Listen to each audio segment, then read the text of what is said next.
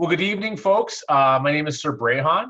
I am currently living on Ontario, and tonight, or in the morning, depending on which kingdom you're in, I'm going to be talking a bit about cartography in the SCA, or otherwise known as mapping the known world. So this is a presentation I put together over quite a few years, giving sort of versions of this presentation before, and then it kind of feeding on some of my experiences in the SCA, my experiences outside the SCA. And it's going to kind of give a survey of what maps are for, what they did historically, and then what we often use them for in the modern world and in the SCA. I'm going to have some examples of maps I've made interspersed with some historical actual maps from period, and then some less period prettified SCA, but also some sort of data crunching maps. So Mr. Stisa is fielding questions. So if you have a question that fits really well in the midst of the presentation, by all means, she'll feed it into me, and I'll answer it as best I can. I've got a lot of other files I could, if necessary, to talk to folks about, but this main presentation's smaller, and so if we go in an interesting direction, I have a lot of resources we can pull up. So let's start off with this first map here. So this is a map I put together over the course of a lot of years of work of the known world in North America. And this is dated, so I apologize to our friends in Avicall because it doesn't show Avicall as a kingdom yet, because they hadn't become a kingdom by this point in Annus Societas. So this is just a map of the meets and bounds of the kingdoms in North America, and all of the active groups, which are very small. You may not be able to see them, especially if you're looking at it on a phone, that I had records of at the time. So this is an example of the type of maps I've put together. Let me give you a little bit of background on how I've gotten to where to doing maps like this. So mundanely, I'm a natural resource professional. I've worked in the field for a lot of years. I have a background in geographic information systems, which is a high-end cartographic software that does geodatabases and basically takes databases and applies a geographic coordinate system to them. So outside of the SCA, people use this for all sorts of applications, but often very frequently in natural resource management, because it's a great way of putting information in a geographically specific area, and then you can do data analysis and all sorts of good things with it. So I've been in the SCA for almost 25 years, and I started in North Shield, and I lived in North Shield up until 2018. And having this background in cartography and GIS, I was very much drawn to the idea of sort of the boundaries of the kingdoms and how they fit together. And I started playing with and got access to a lot of the geodata for the Kingdom of North Shield back in the early 2000s. Mostly just because the Kingdom Seneschal was a friend of mine, and I was told him I was really interested and I wanted to play with the data. And so I started throwing the data together and doing some cleanup, and I was able to come up with some kind of interesting and useful information. And they're like, hey, you like to make maps and you're in our kingdom. Why don't you we're going to make a new position. We're going to call it the Kingdom Cartographer. And so for about, I think 12 or 15 years, I served as the cartographer for North Shield and did a lot of mapping-based stuff and data analysis, assisting the kingdom with things like group boundaries and baronial polling and that kind of stuff. So, again, coming to the SCA from a technical background with a lot of GIS really informed a lot of my understanding of maps. I was fortunate in my previous job that I worked with a professional cartographer, a person that actually went to college for it, and he gave me a lot of the theory and philosophy of how maps are made and sort of the best practices in that. And I've started to incorporate more and more of his professionalism into my maps as the years have went on. But let's jump to the next slide. Let's see if I can do it correctly. Perfect. So couple common misconceptions to get out of the way to begin with. The first one is a common perception is that folks think that in the ancient period, people thought the world was flat, that you would sail off the end of the world. Not actually the case. Most people were pretty aware that the Earth was not flat. They may not have known it was an orb, but they thought it was probably not flat. Eratosthenes in 276 to 194 BC actually was the first person we know of to have calculated the circumference of the Earth. And although he had a math error that kind of threw him off a little bit, the math error helped him off. It actually ended up within 1.6% of the modern calculated value of the circumference of the Earth. Also calculated the tilt of the Earth's axis. So in period, people actually had a pretty good understanding of how the Earth was put together. Another common misconception is sea monsters. So drawing a comparison, so most folks in the SCA groan or roll their eyes when they hear or they see a picture of a Viking with horned helmet, Hagar, the horrible helmet. Similarly, in cartography, you often see in medieval maps, here there be dragons, fantasy novels as well. It's a very common trope in medieval maps. Ironically, similar to the horned Viking helmet, there's only one extant example of a map that said, here there be dragons. The reason they put these into maps is the same reason they did calligraphy and illumination in Bibles and other types of documents. It was artistic license, and they were filling in empty spaces in the map.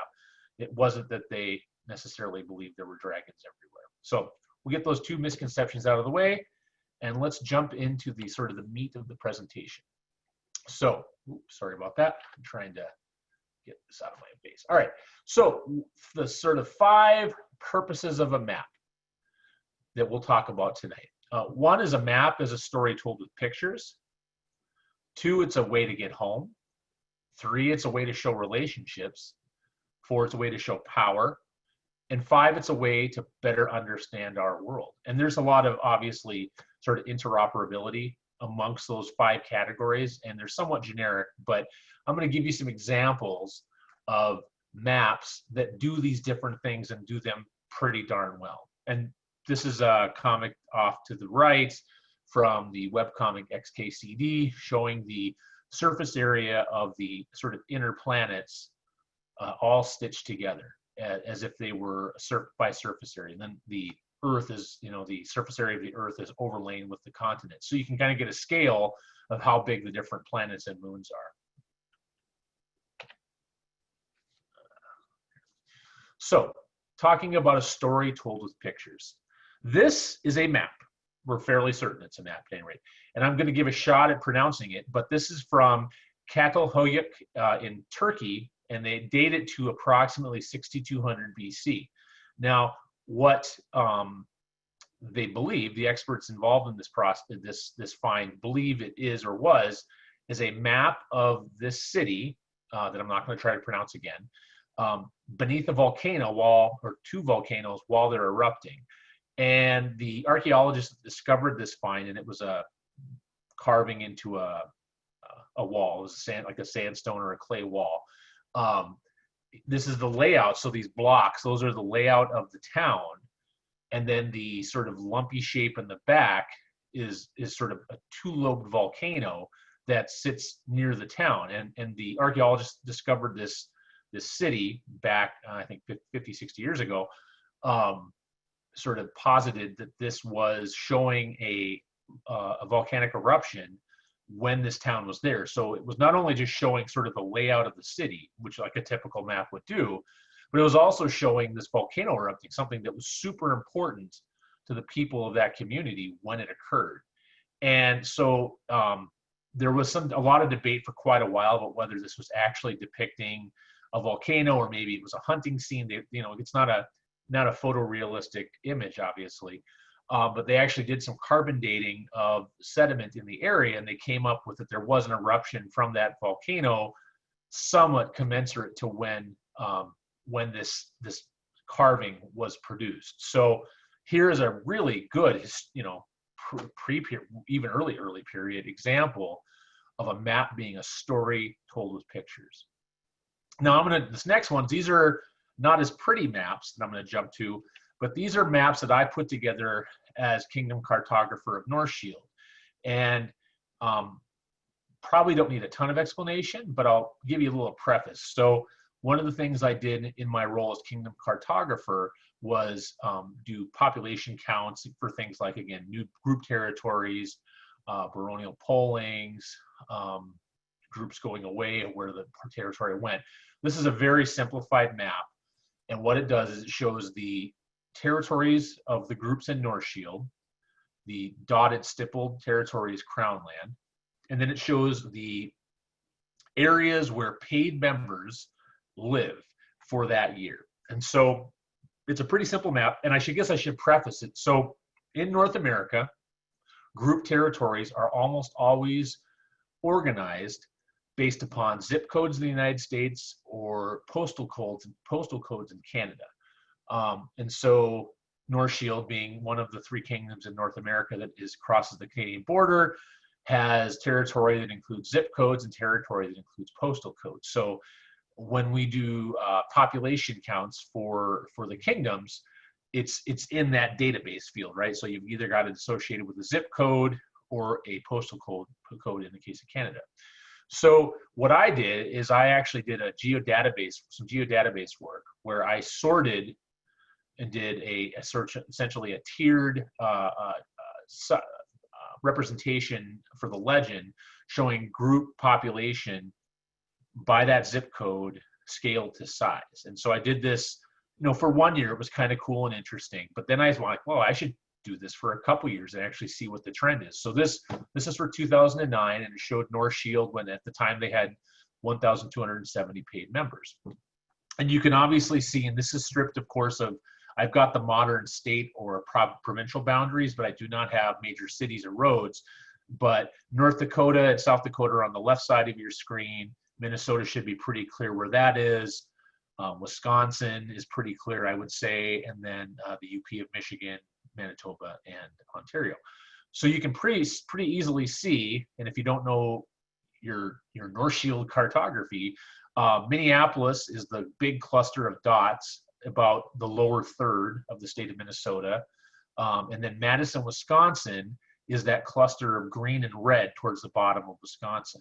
So there is a, you can see where the density of population is. In North Dakota, incidentally, the big sort of purple and blue, that's the city of Fargo. Bismarck is where I was living at the time. That's along the Missouri River on the center of the state.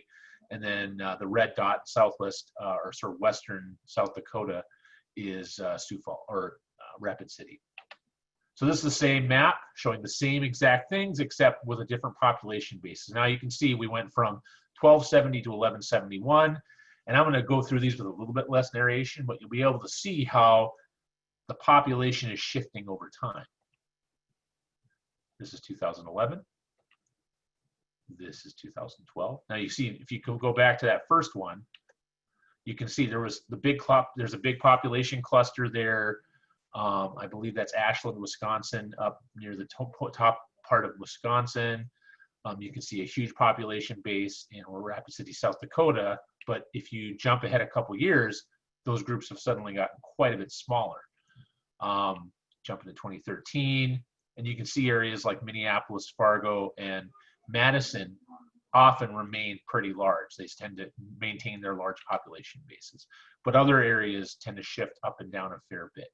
And by the way, so this map in 2014, that's Lake Nipigon in Ontario. There isn't someone who actually lives in the middle of that lake. That's just because the postal code for Ontario is gigantic and it ends up centering on the lake. So I know who lives there. It's not they don't live in the middle of the lake. 2015, 2016, 2017. And you can see some trends, right? This is a story told with pictures. So what I use this for is to start to kind of draw some inferences, and this is more of a data analysis than a pretty thing, about where groups were likely to form and fold, and where was a good place to form a group. I had started to, and I had not finished it by the time I left North Shield, but come up with maybe some sort of a model where you could kind of extrapolate where a likely place that a group would be able to do well by pulling in things like actual population of that zip code from the 2010, or in this case would be the 2020 census, proximity to military bases and colleges, which are often a big source of membership in the SCA, and come up with a pretty useful equation for, okay, this area doesn't have an SCA group based upon the demographics of the area. It probably should have a pretty gigantic group. You know, it would be a good place to try to form a group. So that's what I had started to do. I did not actually get that done. But again, with this, I could tell a pretty easy story with pictures. Maps are also a way to get home. This is a map that I actually was just exposed to recently when I gave a class at Atheneum, a shameless plug for an event that Mr. Steese and a bunch of folks put on here a couple weeks back. This is the Tabula Peutingeriana, which is a type of map called an itinerarium. And an itinerarium is a map that shows not necessarily to scale like we would think of a modern map where you have the north and south and all that and everything's proportioned roughly the way it should be. This is a map showing you the distances and time and how long it takes to travel from one point to another point in a, hold on here, sorry, there's a number there, I don't know if that's someone who wants to come in. From one point to another within the ancient world. And this is, they think, some of the backstory on this, this is a copy, or this map is dated to the 13th century. They think it might be a copy of a map from the 4th to 5th century. And the map itself is much longer. I think it's like, I'm gonna say 42 feet long. I may be doubling it, maybe 21 feet long. It's a really long, essentially, ribbon of a map stretching out the ancient world basically from Saudi Arabia to England, and showing, you know, this is centered here on Rome, showing all the different places along the roads in the Roman Empire from one end to the other. So it's kind of a cool, interesting map. It's actually one of my next projects I'm going to be working on is seeing if I can make one of these, make it look good. Very cool map, but also it's essentially, it's an itinerary. The name of the map is an itinerarium. It's a map that tells you how to get from one place to the other, and it's kind of like Google Maps of the ancient world. It's turn by turn for your destination. Maps are also a way to show relationships. So these two maps here, these are maps. They're called a TO map, which stands for, ironically backwards, an orbis terrarum, and it's a map which displays the map in a different way than in the modern time we are sort of comfortable or familiar with. In modern maps, north is always up, south is always down, east is always east, you know, east is always to the right, west is always to the left. And in a TO map, it's actually not organized in that way. It's organized with the most important thing in the center of the map, and east is actually to the top of the map, north is to the west, and you know, through that, and you know, going through the cardinal points of the compass. And the reason for that is they were basically trying to emphasize, in this case, it was a very biblical approach of where things were. The map on the left is essentially a simplified version of what the map on the right is showing you, and it's obviously quite distorted from what we would consider the modern geography of the region. But this is showing the Middle East, with Jerusalem in the center, Gog and Magog in the north, Paradise in Asia in the east, Europe and Africa to the west and northwest and southwest. And again, it showed relationships, right? It put Jerusalem, the most important place, in the center of the map. And in a map like that, obviously scale and relationships of size and proportion and distance are not accurate. But that's not what this map is trying to do. It's trying to show what the most important thing to the intended audience of this map is. And in this case, they're saying, hey, Jerusalem's in the center, everything else is out in the hinterlands, and we're going to focus from more of a biblical perspective. This is a map that I put together that shows some relationships. So this is a map I put together for some friends in the, at the time, new barony of Bronshelm in the Kingdom of Artemisia. And what this map shows, and you can see Bronshelm is the group up in the top with the arch and the shield with the white on the top and the blue on the bottom and the gold helmet. This was their sort of premier event when they had become a barony.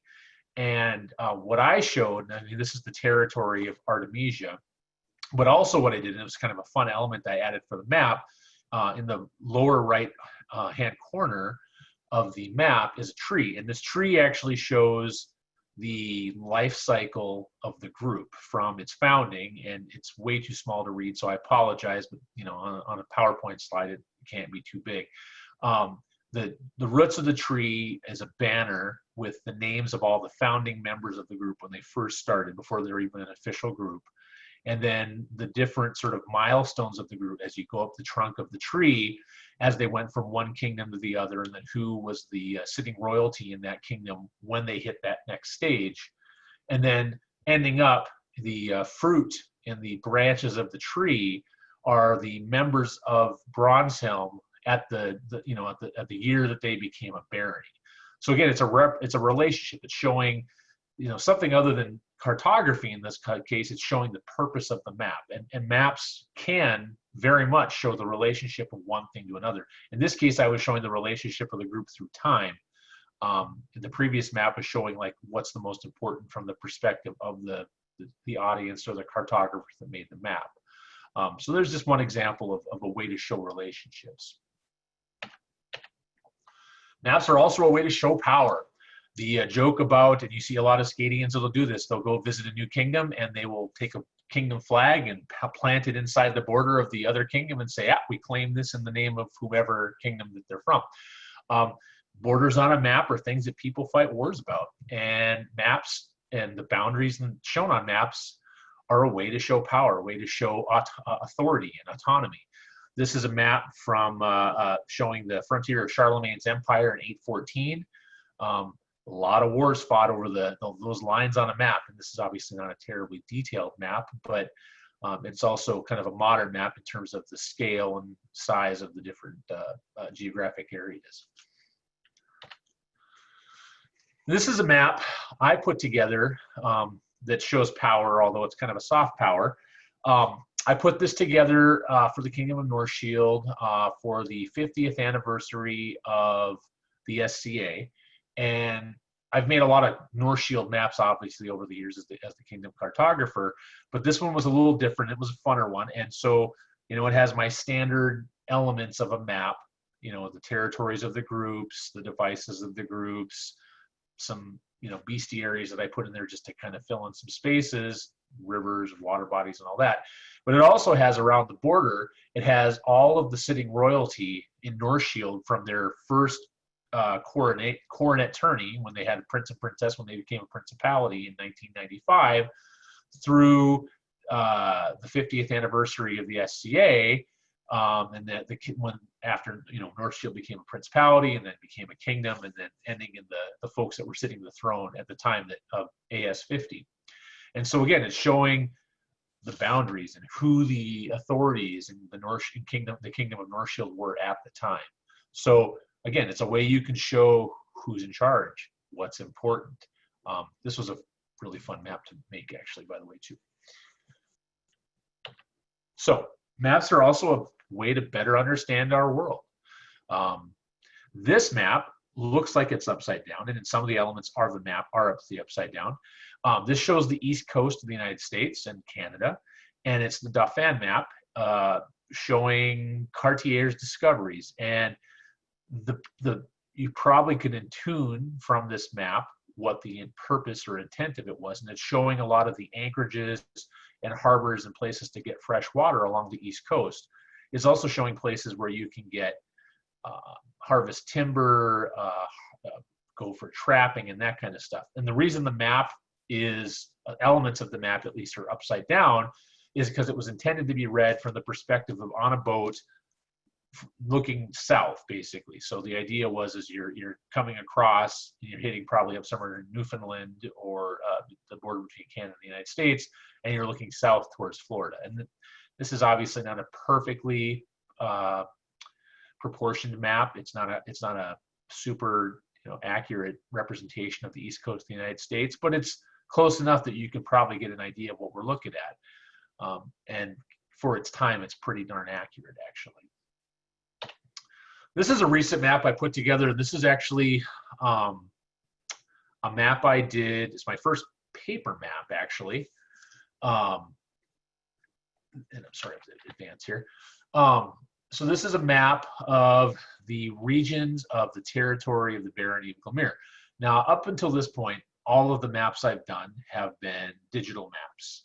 Done them in GIS or ArcMap, QGIS, one version of a GIS program, and then often I do a lot of post map editing in a Photoshop equivalent like GIMP.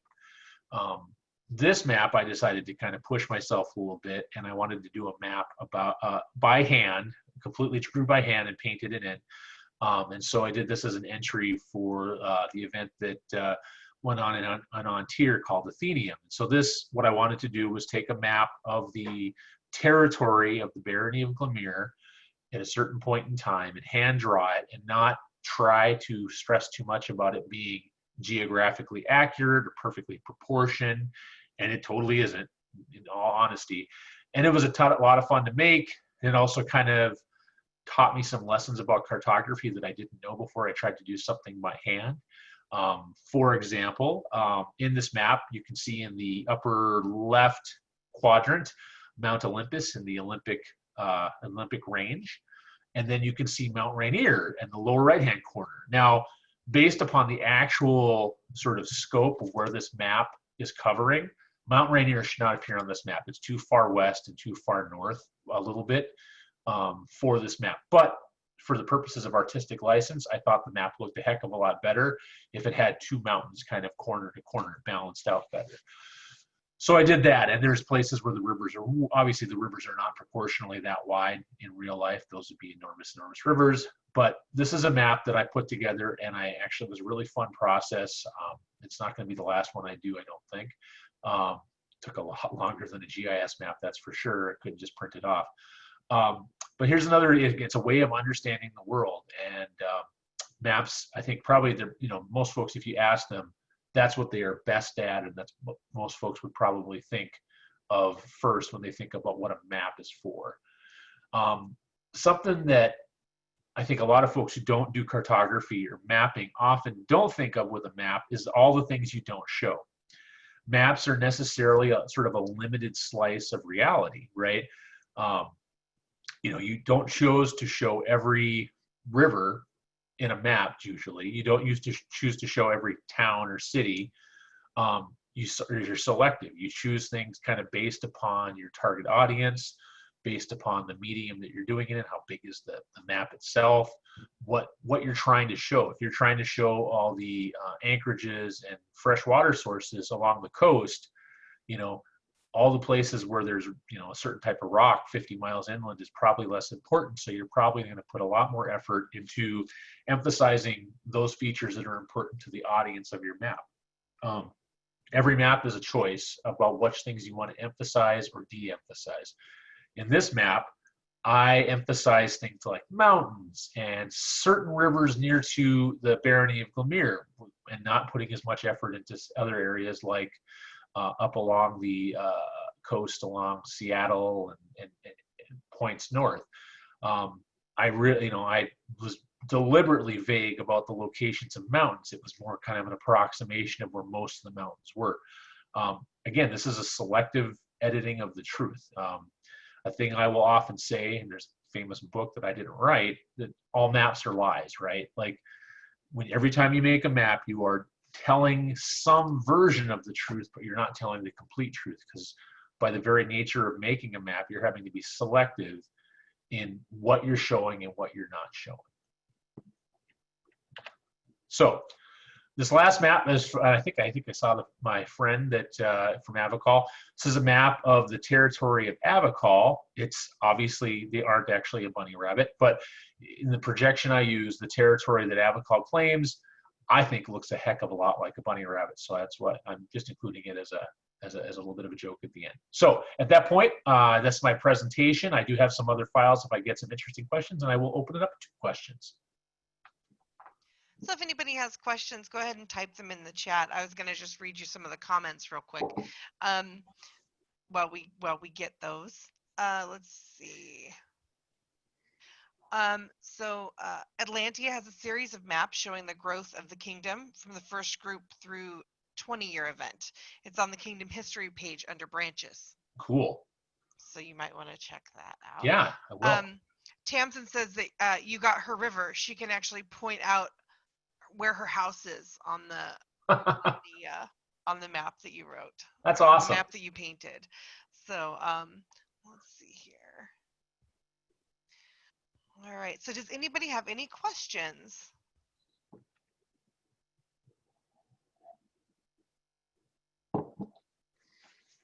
Is there an open source, inexpensive mapping software to make maps? Yes, that's a great question. Look up QGIS. So just the letters Q, then G, then I, then S. That is a GIS program. It's freeware.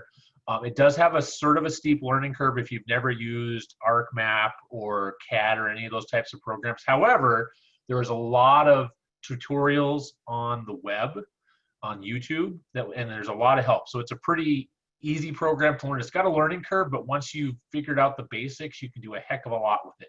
I'll also add, after you use a program like QGIS, I would also recommend a program called GIMP, G-I-M-P. That is a freeware graphic program that's very similar to Photoshop, like Photoshop Elements. And I use that for a lot of the post-editing of my digital maps because QGIS and ArcMap are great programs for GIS work, but they don't make pretty maps, in my opinion. A lot of the things that you add to make, in my opinion, a nice map require a nice graphics program to do the work post-editing. Let's see, I've got 3 questions here on my thing, and I'm going to be collecting more here. It looks like we have more questions. So do we have star charting or charting by stars in period? Yes, absolutely. I mean, that's a known thing. I'm not an expert on it, but yes, they did. I believe there's also this thing like a sunstone. I don't know a lot about it, but they also used I think it's like a halide crystal. They could look through it through the cloud, see the sun through the clouds, and use that to also navigate on really cloudy days at sea. Not an expert on that topic though. Let's see. If I may ask, as a Scadian cartographer, do you tend to focus on historical maps and map making, or more on SCA focused maps? I think my focus has been more on SCA maps because that was the origin of my interest. However, in my work now with this paper map that I hand painted and drew, and then my work on an itinerarium, I am starting to draw upon more of the historical, I would say not modern accurate in the way that things are proportioned and scaled and all that. I'm experimenting in it. It's a little uncomfortable for me, to be honest, because my training is in cartography and GIS. I tend to think in terms of accuracy and scale and all that. And hand-drawn maps just ain't. They are not that thing. Good question. All right. So the question about the star maps, they wanted to clarify with the sextant. I believe so. Yeah, I thought they did. Okay. All right. How did you get the member data to do the maps with dots for group size? So the kingdoms, North Shield, and I'm pretty sure all kingdoms do it that way. They have the paid membership rolls, and they get those every year from corporate. And so it was just a database. It was a spreadsheet basically that I got every year. That actually, it's a kind of an interesting, a little interesting story. It was actually a fair bit of hand jamming with a spreadsheet to take the data from the kingdom spreadsheet, or the kingdom's population numbers, which had every person's name and address and their zip code or postal code, and then move that data, condense it, right? Because I didn't want to keep any personal data down to just the 15 members at this zip code, and then move it over to the other database. It would usually take me 6 or 8 hours in an average year to move all that data from one place to the other. Another issue that I ran into, and this is telling a tale out of school, but again, the United States uses zip codes, Canada uses postal codes. Zip codes and postal codes change over time because populations change over time, so they create new zip codes, the boundaries kind of shift. The base file that I use, which is a vector file, which is a very precisely located polygon, those change in shape and size over time. So I got free layers of these vector files, these zip codes or polycodes, for the United States and Canada. The resolution of the ones I had in the United States were pretty good, although I didn't have always every year's change. And then the Canadian ones, I couldn't find free postal codes that were at the resolution, the smaller resolutions. I tended to have to, if you remember my map where I showed a person living in the middle of a lake, that's because the size of the postal codes are huge in Canada that I couldn't get a finer resolution data. So long answer, a lot of work. Are there any books you recommend for someone getting started with pen and paper map making?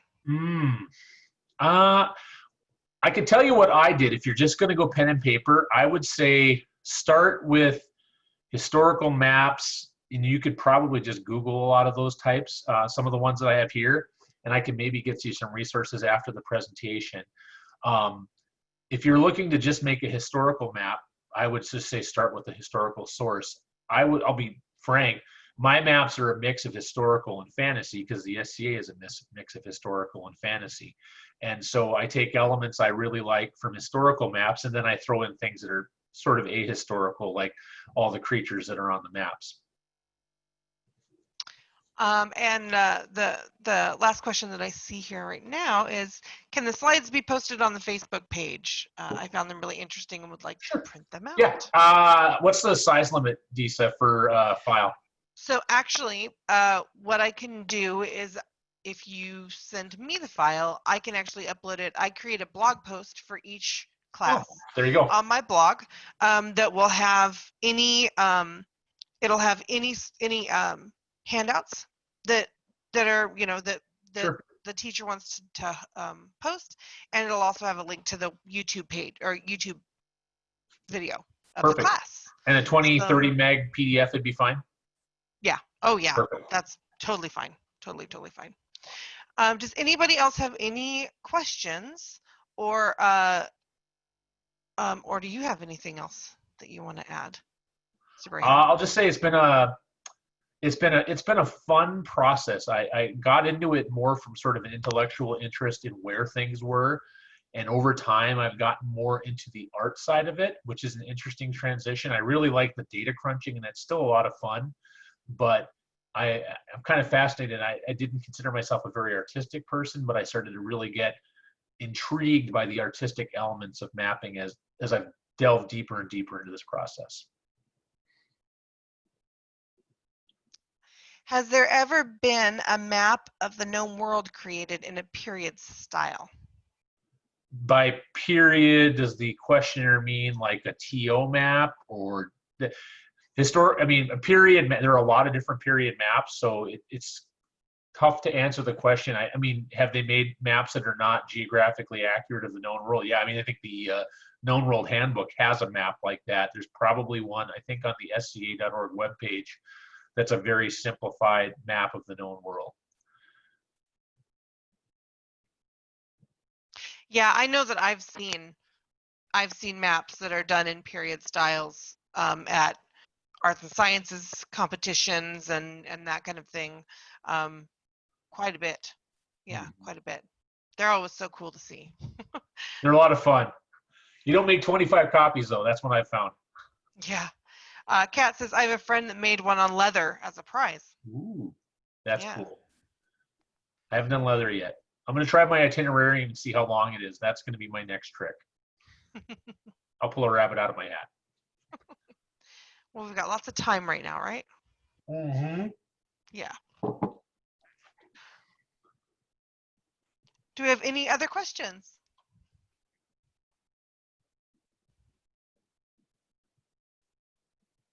All right. Dave, if you could type the question in. They're still adding people at the end.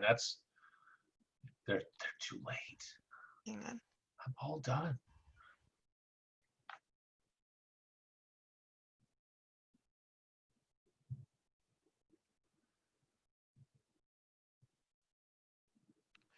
All right, hang on just a second here.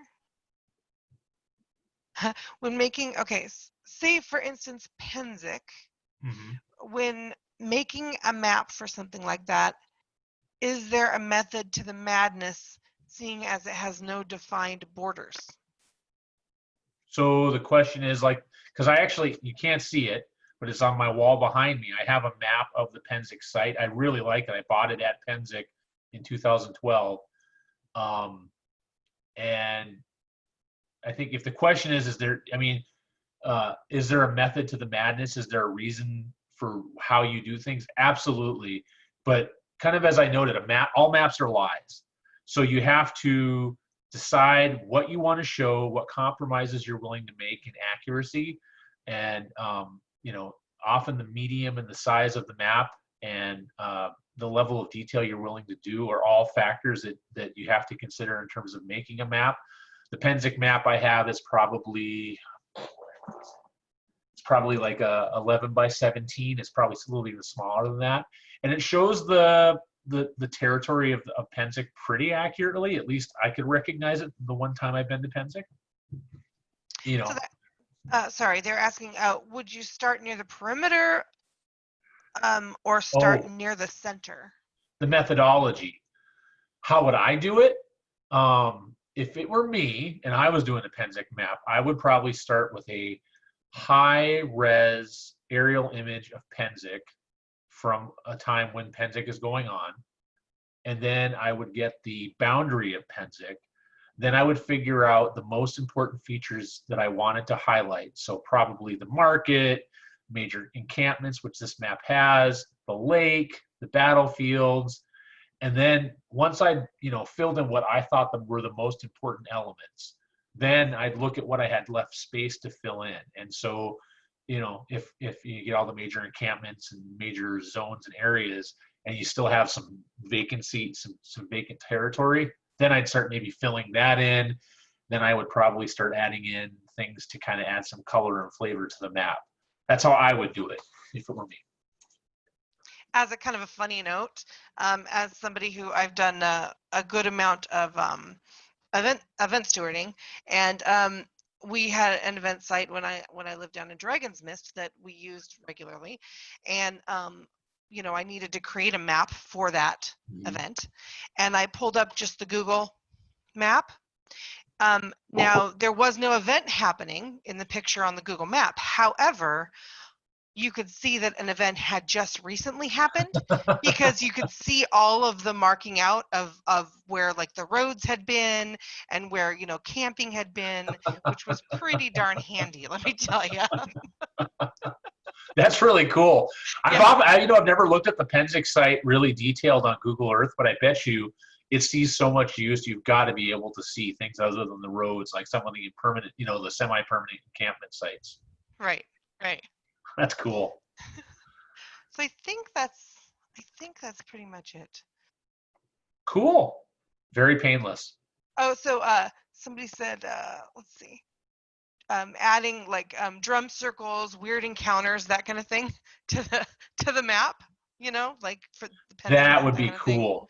Yeah, something like the meme that's going around on the Knowne World Humor, which I haven't seen, so I don't know what it is. But I live in Olympia, and there's a guy in Olympia who does these. They're kind of like places of interest maps. So rather than focusing on the typical things that you would put in a map, like streets or the state capitol, it's like all the cool murals on walls in buildings in downtown Olympia, or the best bike paths, or here's where the best burritos are, which I think is kind of a cool, again, you're targeting a certain audience with a map like that. Those can be a lot of fun. So if you did a map themed on like the best drum circles or the best parties at Penzic, for example, that could be really fun and cool. I would be, for the person asking about how they'd start with a map of Penzic, whatever the most important thing to you is, start with that. Well, thank you so much. It looks like we're done with questions. So thank you so much for teaching. You're very welcome. Yep. And do you have anything else that you want to add, or are you good?